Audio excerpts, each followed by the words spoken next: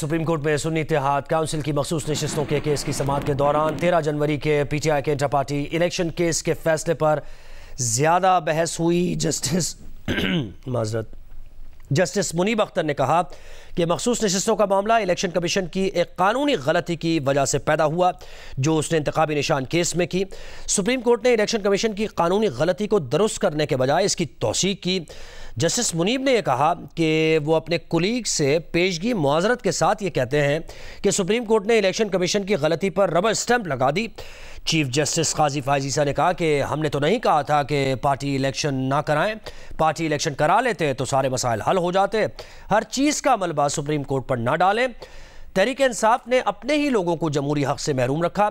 सुन्नी इत्तेहाद council के वकील फैसल सिद्दीकी ने कहा कि हमारे उम्मीदवार बुनियादी तौर पर पीटीआई के उम्मीदवार थे, इलेक्शन कमीशन ने हमें आज़ाद उम्मीदवार करार दिया। चीफ जस्टिस काजी फायजीसा ने कहा कि अब आप पीटीआई को ठुकराकर सुन्नी इत्तेहाद काउंसिल में आ चुके हैं और आज़ाद उम्मीदवार नहीं रहे हैं। सुन्नी इत्तेहाद काउंसिल के वकील फैसल सिद्दीकी ने तस्लीम किया कि उन्होंने आज़ाद उम्मीदवार करार देने का इलेक्शन कमीशन का फैसला चैलेंज नहीं किया था और अब यह फैसला हतमी हो चुका है, जिस पर जस्टिस शाहिद वहीद ने कहा कि जब फैसला हतमी हो चुका तो बहस का क्या फ़ायदा। अदालत ने केस की मजीद समाअत 24 जून तक मुलतवी करते हुए कहा कि ईद के बाद इस केस की समाअत रोज़ाना की बुनियाद पर होगी।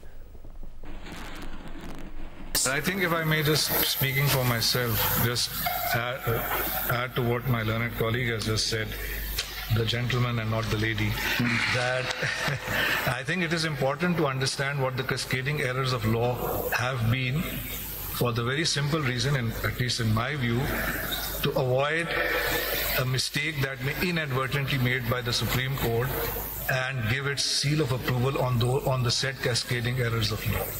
We should not end up in a position where in the end we're chasing the form, not the substance, and therefore we rubber stamp.